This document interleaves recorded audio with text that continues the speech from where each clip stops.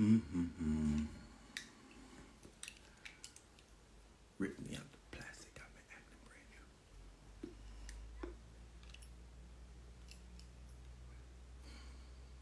new.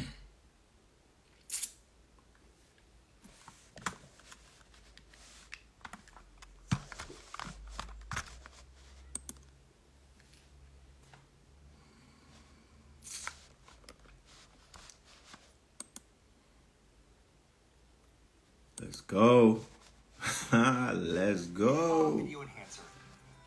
Come on, baby. Let's get it.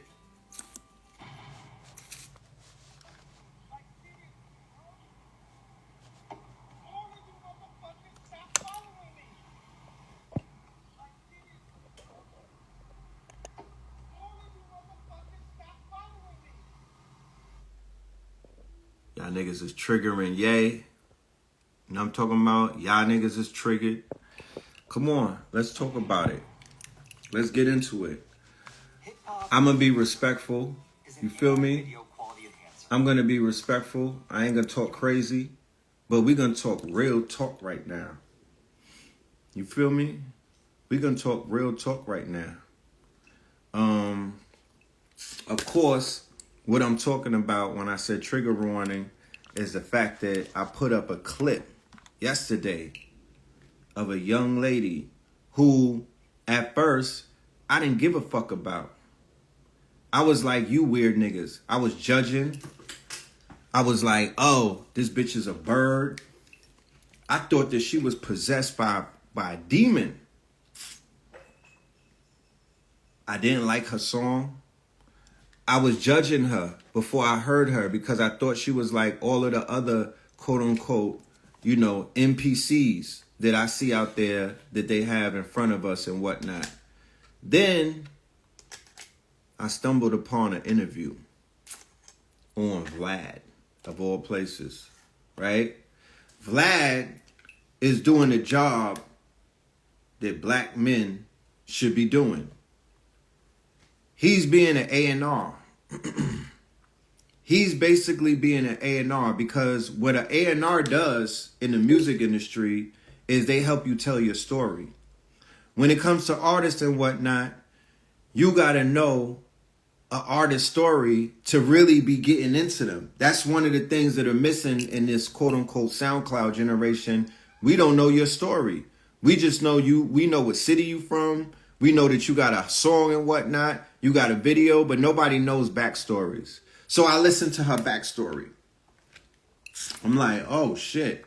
And not only do I listen to the backstory, but when I press play on a video, it took me a few days to even listen to her. I'm like, oh, okay, this girl is not what I think she is, right? So that was one of my that was one of the first things that had me kind of like, all right, let me listen to what she got to say. Then she explained that, you know, where her name comes from. Oh, my name is ScarLip because I got punched in the face by my brother and it scarred my lip. Oh, I was in foster care. Oh, I've been abused. Oh, I've been traumatized. Oh, I've been raped. Oh, I've been molested. Oh, I'm like a lot of women that are out here, right? That are living out their quote unquote trauma and finding a way to channel it.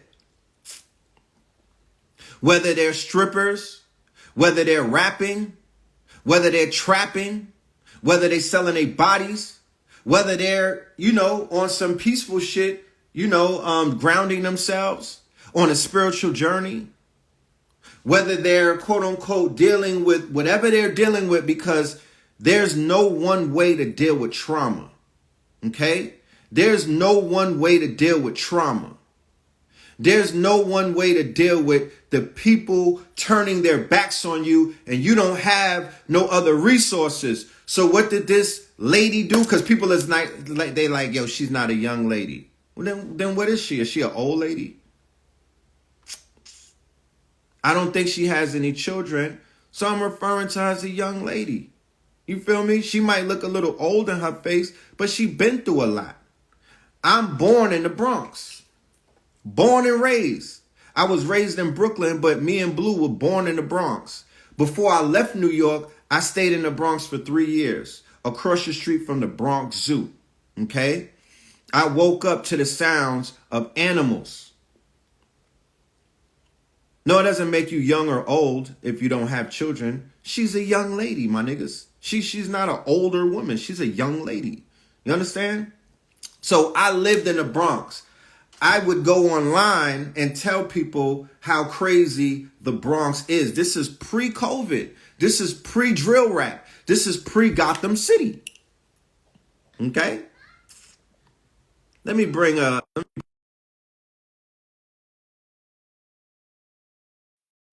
right? So I bring up the fact that I was born in the Bronx, and before I left New York, I was in the Bronx to share with you that there's a specific type of quote unquote female that comes from the Bronx. Similar to there's a certain type of female that comes from Harlem. Similar to there's a certain type of, because different boroughs breed different types of quote unquote people, right? So Tiana Taylor, right, who is a prolific dancer. She is a prolific entertainer, right? She embodies and imbues Harlem.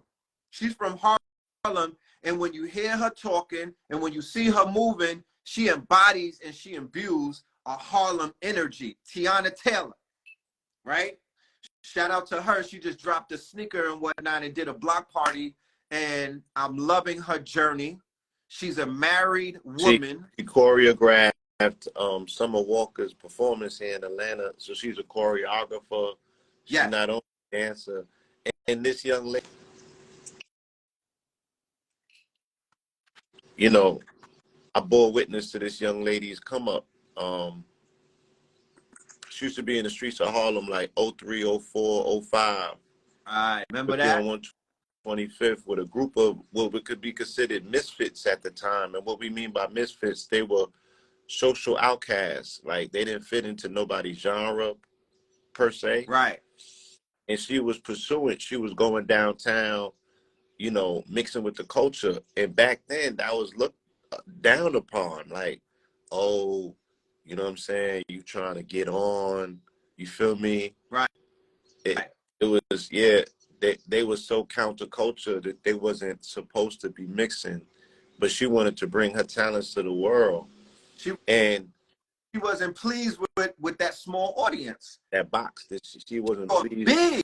Yeah. As a Harlem native who have global, their worldview because because Cameron made it, because you know, the legends in Harlem, the jazz musicians went around the world, because Dapper Dan made it. You know, they think big. Right. So, you know, I seen your post earlier and I seen it was getting you know, it was getting what it was supposed to give. Do not think when I put that post up, I did not know that I was gonna trigger you niggas. You know what I mean? Don't think that when I put that caption up there that I wasn't drawing the puritanicals out to get what they're about to get. So please continue. Yeah, I saw that it, you know, it was what's the word that I'm looking for?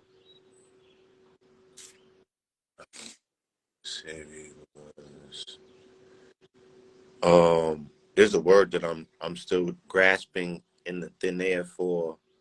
I meant to, because I was making a mental note about, I did a speech about Sabi over the weekend, and I was like, I should have made sure that I told people that this is who he was. And I'm trying to find what that word is, but keep speaking, it's going to hit me. He was balanced. Balanced, okay. That's not the word I was looking for, though. Yeah. I mean, in my dictionary, I would say that he was balanced. If y'all don't know him personally, then y'all only know what y'all see. He was balanced. So anyway, going back to what I was saying, because I have to add context to my quote unquote diatribe before I really go in my bag. You know what I mean? Let's have a dialogue. You gonna go? You going to go in your bag? I want to go in my bag. Okay. But let's have a dialogue. So let me just add context to this performer, because keep in mind, I have a lot of people who are unaware of who the hell this. They probably got on their Instagram and started scrolling and was like, what the hell? Keep in mind, when I first saw the artist, right, it was on Instagram. I posted the shit and I was like, this chick looks possessed. Mm-hmm. I judged her and was like, she looks demonic. I judged her based off of what I first saw. I'm like, what the fuck is this? A girl with all red hair, and she had the crowd behind. She like, get the fuck back. I'm like, New York is going down bad, real bad, right? Then, like I was sharing with y'all, what I was sharing on earlier before I brought you on, the most unlikeliest places is where sometimes you find the most likeliest things. I'm scrolling. Matter of fact, I'm in the studio. And I'm not gonna put nobody's name out there because they might be like, damn, bro, you know, that was something that we were sharing. But these are two New York artists, and they was like, yo, you know what the hottest song in New York is right now? And I was like, what? And they put that shit on. And I was like, fam, are you fucking serious? But when they played it in the studio, right? When they played the music in the studio, it hit differently. I didn't have to look at her and judge her. I was listening to the energy. I wasn't just listening, I was feeling it. The beat, the lyrics, the energy. You know what I mean? The whole shit. Back the fuck up. Get the fuck out. Like I said, I know how to interpret my music differently. You know what I mean? Right. There's certain people in New York that need to get the fuck out. They need to back the fuck up. They're not welcome here no more. So I'm like, I'm relating to that. Then, few weeks later, I'm online and I see a Vlad TV interview. Now, what I was sharing with the family is this. People talk what they want to talk about that man, and I've said what I said about him too, right? He's doing the job that other quote-unquote platforms supposed to be doing. He's A&Ring artists. Yes. Because remove the A&R, right? Then you remove the quote-unquote character development of the artist.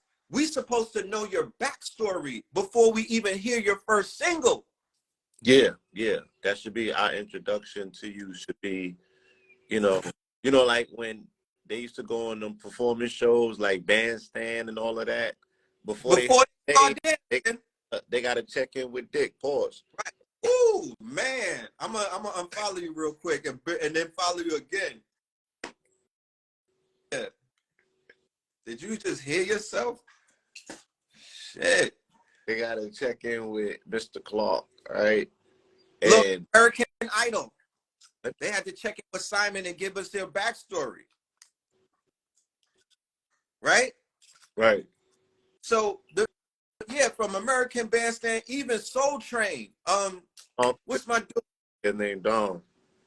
Yeah. You would get backstory. You know, I remember. Only Megapause, right? Only with Johnny Carson, right? I think that you got. What about Johnny? Nah, you get to perform and then you hit the couch. Oh, and then you hit the couch, right? You know what I'm saying? But normally it would be Don Cornelius. Oh, yeah. Right. Who's about to perform before they perform. So let me help you out here and cut your story. You know, let me just minimize your time. Vlad does an amazing job, you know what I'm saying, with introducing backstories of artists.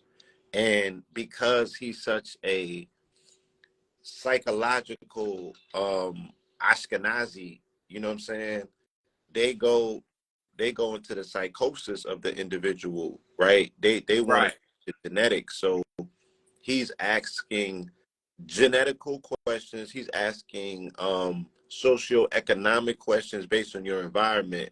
Nationality. Yeah, I want to know what soup was you raised in? Right. What nationality? What was your home environment like? What was your immediate proximity environment Right. like? Right. Give me your trauma story first. Right. Give me your trauma So first. this shit is a psychoanalytical process. Like, they know us that much that they know how to psychoanalyze and create dossiers on us that puts us in particular organized brackets. You feel me? Right. So he goes straight to the psychoanalytical traumatic aspects of who you are, and we're listening to. We're listening to the 8-year-old you that got abused. We're listening to the 12-year-old you that got abused. So the young lady, 3 days prior to the Vlad interview dropping, because I saw her on the Funk Flex freestyle. Right.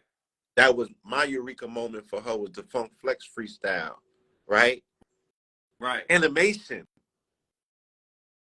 Performance. Her She's performance, a performer. animation, and her performance was unreal. That I was like, I've seen this before. This is going to be unstoppable coming out of New York. Now, whether I agree with it or not, that's a whole nother story. I'm looking at hip hop 50 as a reporter, as a participant in hip hop. And I also recall an interview that I did. I was doing a lecture, I think it was 2017. It was a Law 44 lecture about hip hop.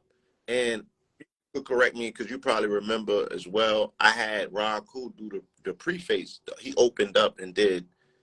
And, and this lecture never got released because the audio didn't get recorded right. So only if you was in the building did you hear this breakdown. I had asked him to summarize. I said, let's get hip hop's birth chart. Because being theoretical about hip hop is one thing, but if we get the specifics, if we could lay it on the table and look at the birth chart of hip hop, then we could chart it. Okay, because this is when they was trying to find out what the actual beginning date for hip hop was. Right. Right. So I said, Properly. chart the August 1973 beginning, and Right. then chart these other dates that people were putting in, in the hat to say, yo, this is when hip hop started. Right. His observation, and we did this interview, and I think it was maybe it was April or May of 2017. It was Was it before on No to Ledge Radio? it wasn't, no, it was a lecture. It was a So lecture. Okay. yeah, and I have some of it still. I'll reveal it at some point. But he did the chart, and according to his chart, it was saying in 2017, right? It was going to be the rise of a female energy in hip hop was about to resurface. Right. Cardi B, that was her year. That was the year that Cardi B was. I was like, look, ironically, in the Bronx, in the home of hip hop, the reemergence of hip hop of a female energy and voice in hip hop is taking place from a Bronx-based artist, Right. coming out. So his observation was pinpoint, on time. On the nose. Opened up. She opened up the floodgates, and it's never closed up since. Right. Right? Right. She replicated and multiplied. She became Stripe, and Mad Gremlins came. You know what I'm saying? Out her back. Her back. Right. So that was one hell of an observation for him to make. He also made observations about the beginning of hip hop based on this. Again, you could observe the transit. If you are an astrologer in the building, go do hip hop's chart based on August 11, 1973. And you will see the misogyny in it. You will see the braggadocio masculinity in it, right? Right. And you will also see that there was a heralding that's taking place that started in 2017. That's extended all the way up. We are in 2023, if I'm, correct, right? That's 60 years later. And it was speaking about the return, right, of a female energy, a feminine presence in hip hop to balance the scales. Right. Right. And coincidentally, yes. So now there is the balance of the scale, or the reemergence of the feminine energy in hip hop. It is drenched in masculinity. It is Right. with masculinity. I want to be careful because me personally, I don't like playing these games of, you know, the very thin line between what's considered to be masculinity and femininity, or what a woman is not allowed to express in her energy. You know what I'm saying? Right. And that's kind of like where people take the conversation. So based on comments that I read, you know, oh, I thought y'all was against the masculine expression of femininity, right? Yeah. Yeah. Yeah. Um, she's not woman enough, To your liking. right? Right?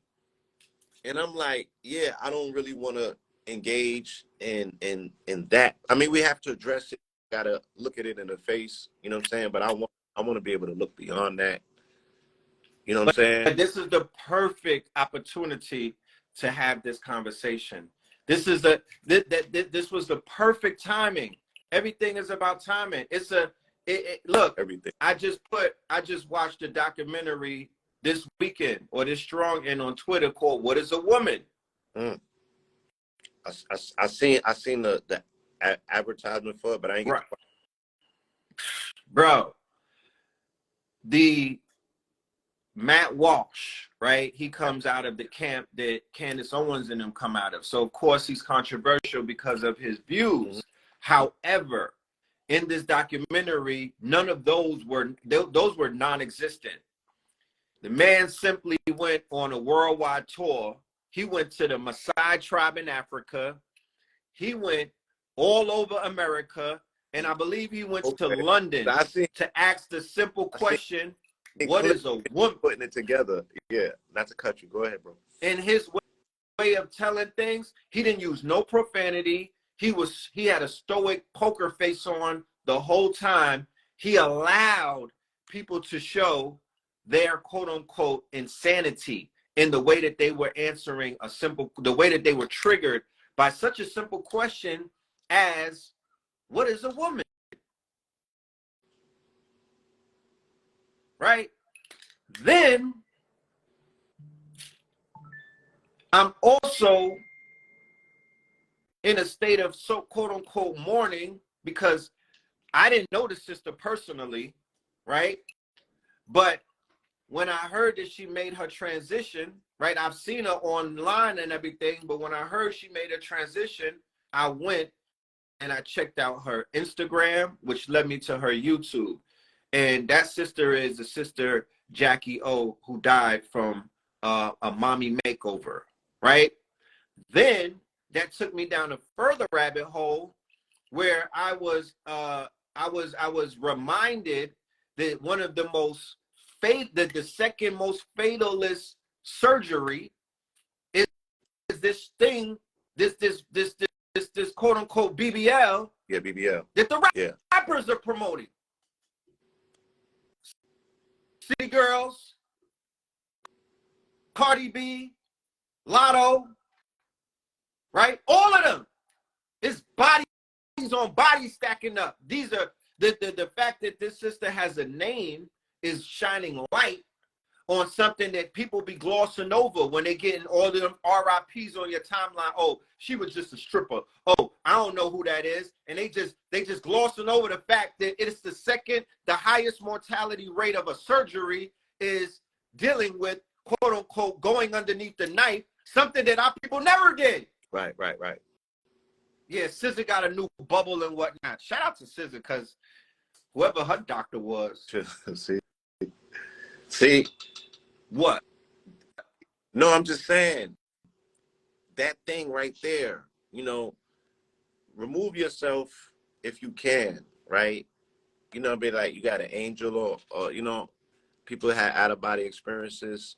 Remove yourself to observe your comment just to see, right, the dynamics of what we're talking about. Let's talk about SZA as an artist, right? She has been struggling with body issues. She had body dysmorphia. Not body Confidence. dysmorphia, confidence, right? She had a flatty and not a fatty, and she had the pressures compounded on her from her label initially to tell her what she should do to get more sales, right? Right. Because, you know, she's a star. She's on stage. You know, the attractability factor is what's driving you to think that this is what your talent is tied into. Well, I got the talent, but I don't got the look, right? So what do I have to do in order to align the two, you know what I'm saying, for me to be successful in this business? Now, let me just rewind it real quick to give people some preference so we can go forward, right? The first person that I ever seen with body augmentation in hip hop was Little Kim. Right. Right? It started with Kim. You feel me? Kim in an interview said clearly the reason that she got body augmentation, one, was because she felt that her father didn't love her, and the men in her life, right? The men that she was dealing with, right? Even though she was dealing with the lowest denominator of society at the time, right? These Right. were still people in the community who were the highest on the nigga hierarchy in that rung. World, Big, right? People Right. who didn't love themselves. Now, I'm not saying about World. I don't know his personal story. You feel me? But this nigga, you know, he was a, you know, he was a mover and a shaker in the streets or what have you. And I don't know if she was talking about World specifically, but Right. other, she said that she had encountered and her come up in relationships when I knew Kim, right? I was going to Brooklyn College. She was going to BCA, Brooklyn College Academy, which was a high school inside of a Alternative. alternative high school for troubled children. She was Right. going, Her and Foxy was going there. was in school trying to catch up with my girlfriend at the time, Santasha. Those two girls was hoes, right? Right. Who was doing shit in the back staircase for some change or to keep up with the designer game at that time. My girl was one of the top boosters in the city, so they could never keep up with her. Right. You feel me? Shout out So to Santasha. yeah, and I'm watching these clips with Diaz. I'm watching clips with Kleptomania, Right. right? Right. Right. I think my girl was running with Klep before I met her, right? So, and then you get Foxy and you get Kim, and they growing up around all of these legendary boosters in the hood. You know what I'm saying? These women who was really putting things together, who really set trends for fashion. Kim did not see the beauty in her. You know what I'm saying? And it was poured on by the men that she was dating. It was poured on by her relationship with her father. You know what I'm saying? Right. So, and then Lord knows what Puffy was telling her when she got into the game, right? She was being influenced by Misa, right? And all of this is context because Misa is going off on Twitter, On Puff. right, on Puff last night, Ooh. speaking of illusions, Mm. going off on Puff, is going off on Jay, right? Speaking about the illusions. All of this became the soil bed for what the culture ultimately was bred from, right? All of this shit. Kim wanted to look like Misa. Right. Fox wanted Can I him. show Misa's Right? text real quick? You can, but let me just Go finish, right? ahead. Yeah, somebody made a good point. All the way back to MJ. That was the first body augmentation that we seen amongst melanated people because he was being influenced by Elizabeth Taylor, Taylor. right? Right. Who was getting work done. Who she was doing body augmentation. He was being influenced by her. Right. So a whole generation becomes influenced by insecure man who was being influenced by insecure woman at that time, whose melanin couldn't cut it because she ain't had it. So she had to do the next best thing, which was surgery. I never knew niggas to have Botox, my nigga. Huh? You feel me? I never knew So, niggas to get cheek fillers. right. So then I posted the picture the other day with me and Nicki Minaj when she was little Nicki, Yeah. right? When she had the flatty. With She the had, flat. you know, so she becomes influenced. She tells the story about Fendi and them, right? She tells the Right. story about the Wayne and them. She tells the story about how the industry influenced her to get body augmentation because she couldn't see herself, Right. Right. right? Then she comes with a movement called Barbies. Right. Then I'm looking at the footage last night of Summer Walker, and I'm like, what would make these women do this? And then I had to smack myself, and I'm like, nigga, they grew up on Barbie. Right. You feel me? So her waist, she got the tiny waist, and her hips come out here, and I'm like, and all of these women grew up on Jessica Rabbit. Right. Then I'm thinking about Lola Brooks. Right. No, not Lola Brooks. That's the new young lady. The first Lola, right? King Lo's baby mother. Right. The Eritrean sister from Maryland. She was the first one before Nicki, and after Kim. Let's not leave her out. It was Kim, then it was Lola, then it was Nicki. Right. Right? Even the video bitches didn't have body augmentation at that time. We still had Lyric. We still had Melissa Ford. Buffy. And Buffy. Lola Monroe. And if you had anything similar to body augmentation, they will call you out. Right. They put you on the hot box because it was still, people were still embracing all things natural. Right. You feel me? So all of this starts filtering in. Yes, and then you know, the whole aspect of stripper culture, you know what I'm saying, starts filtering in. Now you can't tell the difference. At one point you could. You feel me? Right. So I remember all of this taking place. I remember seeing this thing come to its fullest fruition. But women are following other women who are, one, insecure, who don't love themselves, right? And are putting on for the public, in particular for their mating choices, in particular for niggas who would give crack to crackheads to suck their penis, right? And then they become the highest on the nigga hierarchy, where women got to break themselves to be chosen by niggas who will allow a crackhead to get them head. So their choices are already compromised for their sexual preferences and their sexual appetites. These the same niggas who will let shorty with no teeth, Gumby damn it, give them some top.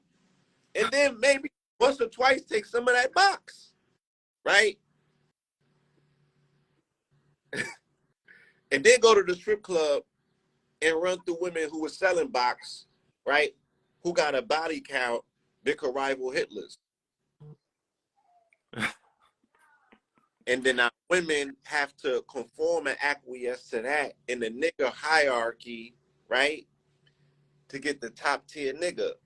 But what nigga loves a bitch, right? That's counter to what a nigga is, counter to what a bitch is. Right. There is no, what, like Tina Turner said, what does love got to do with it?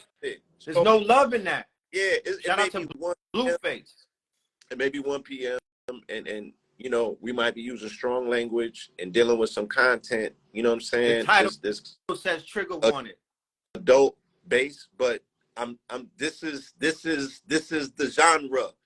This is the culture. This is where we're at. This is how we got to where we're going. So fast forward and we get to ScarLip, right? Real quick. Kibalon also said that Nutty Professor, the movie, played played a role with body augmentation as well. Mm-hmm. That definitely yeah. we could definitely see. But before we get to ScarLip, real quick, just to show you how things come full circle.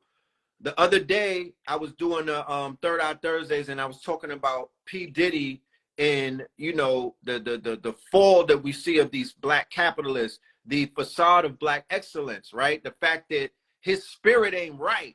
So he's going bad with the spirit company. He went and did a lawsuit on his parent spirit company called Diego, the same people that put out Casamigos. And he was saying, oh, y'all shitted on my was alone. I see that.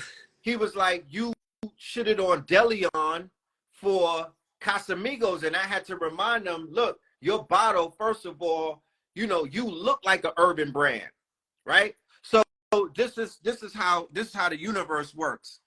yesterday in the AM, his son, his firstborn, Yes. Justin, gets Right. pulled over for DUI in Los Angeles and gets locked up, right? His son, who has a scholarship, I believe, the son that's supposed to be propelled in front of he was the shining star of his lineage. We used to party at Justin's. We used to party at Justin's. So his mother went off on quote unquote Instagram or Twitter last night, right? This is from Misa Hilton, okay? The one who was behind the beef with him and Suge, allegedly. This is Misa Hilton, who's a stylist and everything, very, very influential. Prototype. She's the prototype. She was the one in the bathtub where he was pouring Cristal on. She becomes the prototype. She is the top tier yellow bitch prototype in the game. She became the goals in the top tier exotic in the rapper sense of things. She becomes the prototype that they model a Mary J. Blige after, who now influences millions. Who Little Kim was attempting to look like. Influences Little Kim. Right. That's the third tier influence. Then she becomes, then the Nickies is the fourth and the fifth and the sixth tier. So now we're talking 7 tier, 8 tier influences that have touched globally. Impact globally. Yeah. Because I'm looking at the African reality show on Netflix. Yeah. Young African, Young and Fabulous. For all of you puritanicals. Yeah, they brains is cooked. Yeah. Beautiful. They cook all the way in Africa. Trying to emulate the culture. But let me show you what Misa had to say about her baby daddy. This is her to P. Diddy, or Brother Love, like some of y'all call this nigga. How you go from one of the greatest to ever do it to making all your money off of alcohol and suing a damn alcohol company. Sell something healthy that builds people up. I'm sick of it, not mine. So now, because her son, right? Before, her baby, when other children were being influenced to ride the boat, right? When other people were being influenced to be alcoholics, right? To me, which is what may be worse than some of the lower tier drugs. Okay? I don't know if you have ever lived with an alcoholic and see what that shit could do to a person. But it's heartbreaking. It's heart-wrenching. It's heartbreaking. Alcoholism. Okay. So when it comes home, when the roosters come home, when the chickens come home to roost, then you get a tweet. Enough is enough, because now the bloodline is being affected by alcohol. But before that, into the blood, it's seeped into the veins of the blood. Seeped into the veins, right? So now she's like, I'm tired of it. And of course, I don't want to be. I don't do speculation. I don't do conspiracy. Rising power to Kim Porter, the other mother of the children. And there's a lot of speculation going on, but I will not repeat that. Yeah. Let's not be gossip. I'm not gonna be. I ain't no chatty patty, and I'm not gossipy. All I'm saying is Misa Hilton shot off a tweet to say enough is enough, and she called out the hypocrisy about the mother. Keep in mind, this is when we talk about, y'all want to talk about low vibrational. When we talk about the spell, and when we talk about we go to the root of things. We want to deal with the source. I talked about Clive Davis and how he brought down black music by way of the CIA in the 70s. And then by proxy, he gave you niggas Bad Boy Entertainment. Bad Boy Entertainment is responsible for what we call the tunnel era, the shiny suit era, the same fucking era that you niggas, I don't care where you live, because y'all be trying to make this a regional thing. You know I had to trigger these niggas by saying, yeah, a New York rapper, because you niggas is easily triggered, and that's what we do over here. It ain't a regional thing. Y'all are emulating some shit that you were not necessarily on before the motherfucking shiny suit era. Designer, liquor, drugs. I mean, no, let's say high end, you know, niggas. High end shit, luxury, you know, all that shit. Niggas hopping out of spaceships. Unless you from Fuck Detroit. you talking about? Our Detroit players don't. Yeah, you about that. All of that comes from your boy P. Diddy and them. Well, yeah, the club. Let's say the things that come along with club life, right? Because people been popping bottles and drinking and things of that nature. Nigga, they was popping that White Star. They was popping. All right.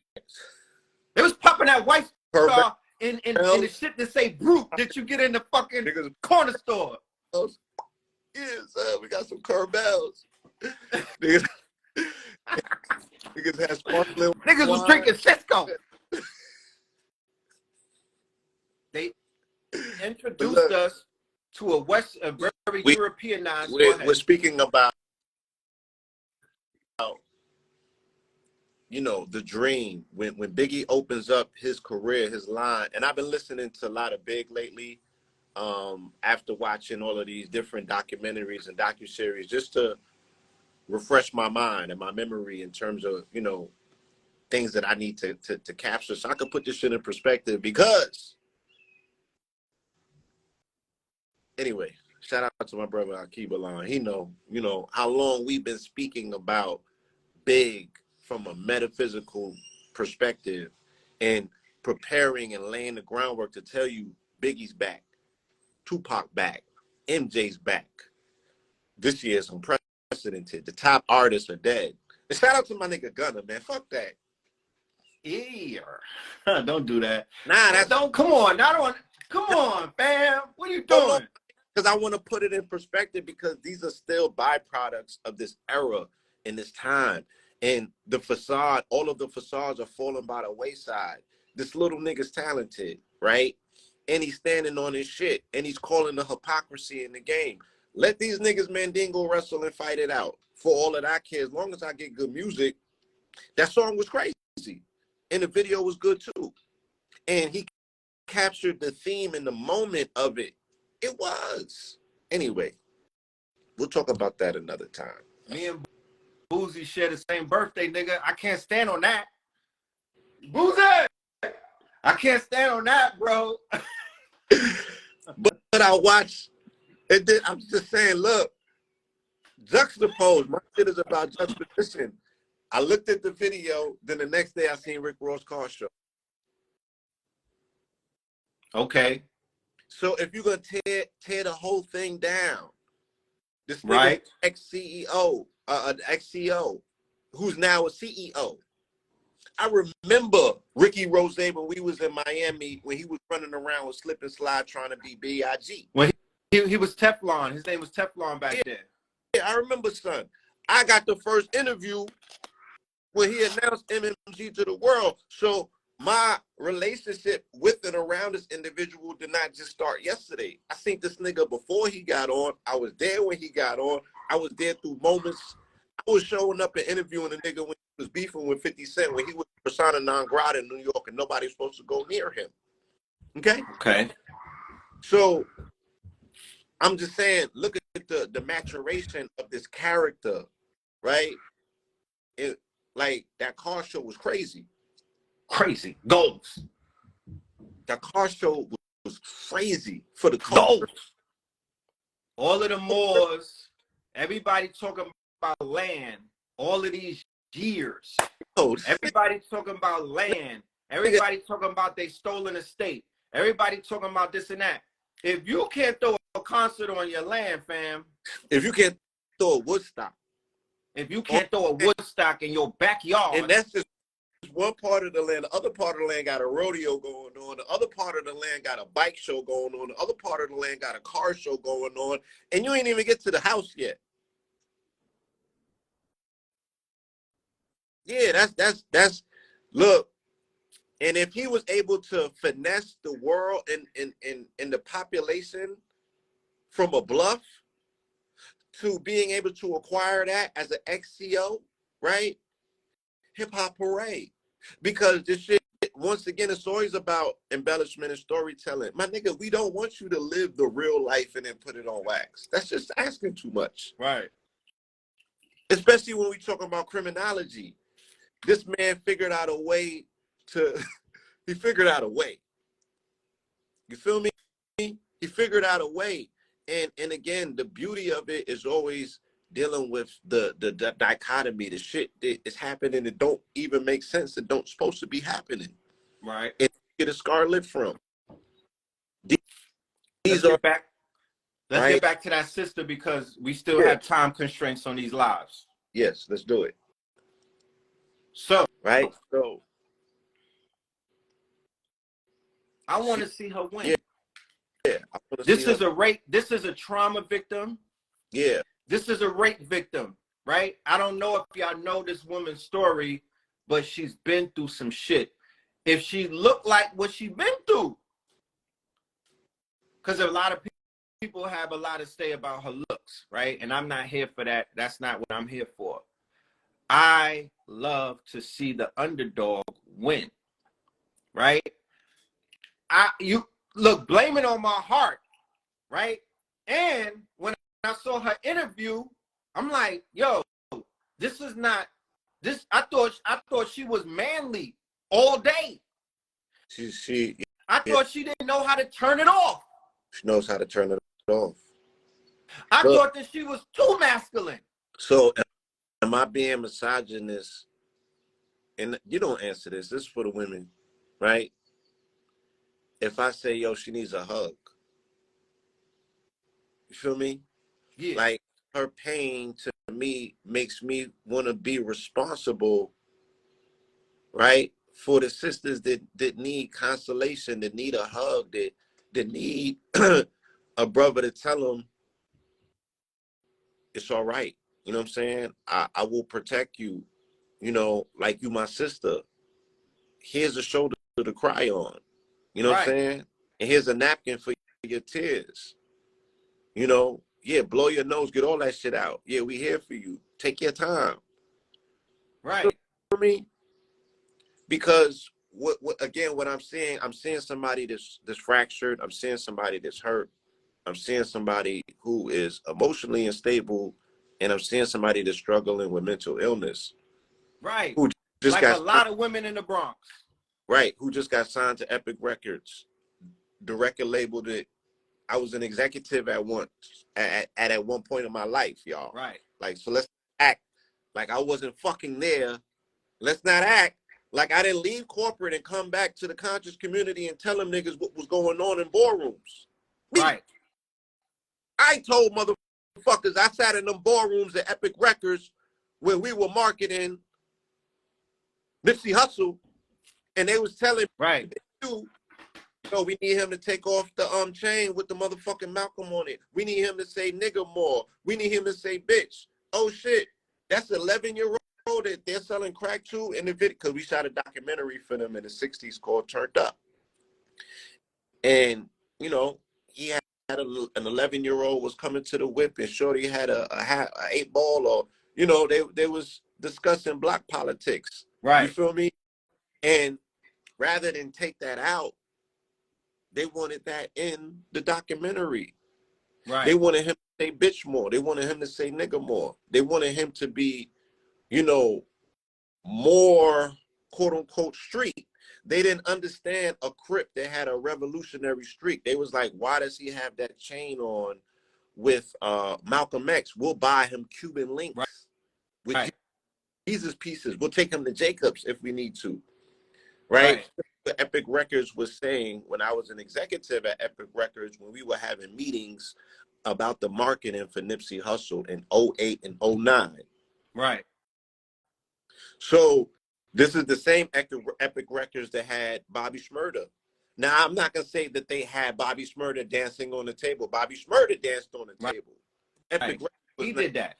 Yeah, culpable with that. But Epic Records, you know what I'm saying? This is the same Epic Records that signed Future when L.A. Reid was up there. Future's one of my favorite artists, so I'm not taking knocks at Future, but I also am responsible enough, you know, as a curator of the culture to understand that, yeah, His future needs a fucking hug. You know what I'm saying? He needs intervention. Yeah, this is a Scorpio with a broken heart, right? Who turned his pain into profit. That's right. For the 8 albums. That's right. He's an alchemist, right? And he, as Pluto, he's able to change, and again, that transformation is impeccable. So he did it like none other. Now, and you know, can I remove myself from saying as a personal, quote unquote, fan of his transformation? Because this is also another individual who we seen standing on them couches from the very first time that they came in the quote unquote game, even before they came in the game, when we used to be down here in Atlanta, when he was meeting, right? Of course. So you rooting for these people because you know the journey, you know what they went through to get there, right? But then, as parents, as members of society, as cultural critics, because you do have the ability to do such, right? I'm not gonna pretend like I don't see that they are packaging mental illness, right, and putting a shine on it, right, putting that back into, you know what I'm saying, right, into our society. DMX was a flawed human based on his conflict internally, not my words, his words. I ain't judging him. I'm interpreting what you acting like you didn't hear from him. Right. And we love him so much because he is us turned inside out. Right. Maybe to an extreme. Mirroring. Yeah. Maybe to an extreme, right? Yeah. He's the little nigga that you never wanted to become. And so let me talk real quick. Because I have to add into context of what you're saying, that I tagged this sister, right? Because I was watching Summer Jam yesterday via online.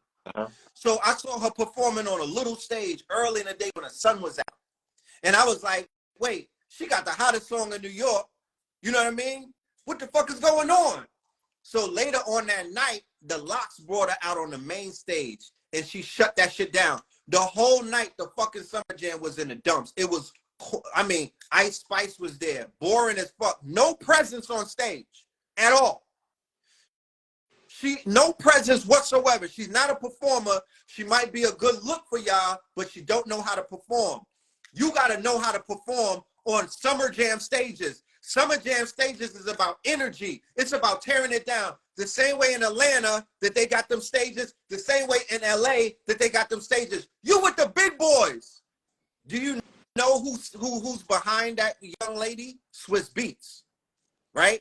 Not to say that Swiss Beats is going to make her start singing about tree hugging and whatnot, but we have to put into context the hate you gave little infants fucks everyone, right? She is the poster child for this new generation, okay? You niggas don't want to see that shit. You want to try to bury it. You want to try to shame a nigga like me because I'm acknowledging it. I tagged her, right? This was me. We're talking about, you started talking about, yeah. Huh? When you do your segues, you got to make sure that we know what we're talking. Oh, I'm talking about ScarLip, right? For everybody, the hate you gave little infants fucks everyone. Thug Life. She's emoting. She's quote unquote, but when you see her in her interviews, I saw her she met Busta Rhymes and gave the nigga a teddy bear, right? She has a part of herself that is still quote unquote soft, but she know how to channel that shit. She's tapping into her Sekhmet energy. She's tapping into her Kali energy. So I thought last time I checked that fucking Kali was on her way back. I thought Big Mama coming back. I thought Sekhmet finna come back with a sword. So what the fuck would she sound like? Carisha? If Sekhmet came back, who's she gonna sound like? Lotto? Sekhmet is gonna sound and probably look like ScarLip. She got the red hair. She has the face contortions. That like you gave little infant fucks everyone. So now I tagged the sister, right? So she got to see everybody tearing her down in my comments. Because I wanted her to see, yo, somebody that's conscious is acknowledging that they want to see you just win. I just want to see people who are fucking downtrodden and who have it the worst. I just want them to have a moment in life. What the fuck is that? Why is that bothering people? When I go work out, I'm not listening to backpackers.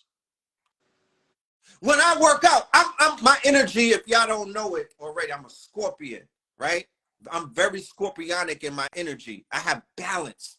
I could talk to you very calmly. I could be on some calm shit. I could talk about the stars and the moons and everything. But when it comes time for war, my nigga, watch the fuck out. Move out of my way, because I'll take it there, right? So when I'm in my divine masculine and whatnot, I might throw on a little bit of DMX. I might throw some Griselda on. You feel me? I might throw some Scarface on. I might throw some fucking early Rick Ross. You know what I mean? And not be afraid and not be ashamed and not try to fake it for you fake ass people out there who just want you want people to be in a box. But if you want to ride, if you want to take this journey with me, I'm letting you know from this point on, I'm not about the box. You gonna get your feelings hurt if you think that I am the quote unquote your proverbial idea of what you want me to be or what you want me to listen to. I can't listen to pussy popping music when I'm working out. I'm sorry. It's just not that. It don't do it for me. But I could listen to some, I could tap into that segment energy and I could go along with it. Cleopatra should have had ScarLip riding with her when she was going against the Romans because she ready for war. So her pain, her hurt, and all of these other things, who's going, like Blue Pill said, who's going to give her a hug? Why is all of these sisters who are trying to call this woman trash, why y'all not in her inbox offering her a goddamn massage or some type of Reiki work, or why y'all not sending her some fucking herbs and whatnot? Why y'all not doing what y'all supposed to be doing? Why y'all not reaching out to some of these sisters that got fupas and whatnot and saying, yo, instead of having going underneath the knife and you could die and you could get taken from your children, y'all see this shit going down. But where y'all at? I don't see nobody posting nothing to be like, fuck what you doing in somebody's DMs. Put it on front page. I don't see y'all tagging these women. I don't see y'all pushing back against none of this shit. I don't see none of that. But you calling this woman ugly? They talking about her skin? No. Word. I'm about to go and follow all of these fucking people that show they ass to show me, y'all fake, y'all, they say, oh, you're not woke. Nigga, I never was. Thank you for that. Please clarify, this nigga right here is not woke. Okay? I passed that shit a long time ago. Because you niggas is woke. I'm still dreaming. Yeah, I'm still dreaming. I ain't woke yet. I'm still dreaming. I'm still because y'all fake woke. Y'all out here in you in like second grade consciousness, pointing fingers, trying to deflect, and I be asking them, what y'all listening to? They like a little bit of listening to a little bit of Lola Brooks. I'm listening to a little bit of Glorilla. I'm listening to a little bit of Carisha. Come on, fam. Let's not judge. Let's not judge. Let's look at this shit for the whole totality of what it is. My thing, I'm not that fucking simple. And I don't judge Clarissa. That's her name. Clarissa. Nah, I'm not judging none of them. Big ups to all of them sisters. Yeah, every sister so that what they gotta do. Understanding the culture. Miami's hard on shorties. Hard. I can't even use the word shorties. Town. Hard on their women. And I wasn't, shout out to Teach. We wasn't growing up or being introduced to Miami by way of South Beach. We did that as well, but I'm talking about across the bridge. Across the bridge. And I was immersed in that environment, studying and learning. You feel me? and I was being shown some things that I was just like, yo, they hard on their women. You know what I'm saying? I want the women to tell me what Atlanta artists hard on their women. hard on their women. I just want the women to tell me what artist out here personifies college.